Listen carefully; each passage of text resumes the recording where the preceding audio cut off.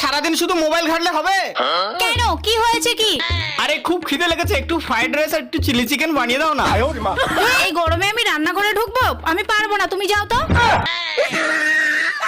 তাই নাকি? কিছু একটা আমাকে ভাবতেই হবে।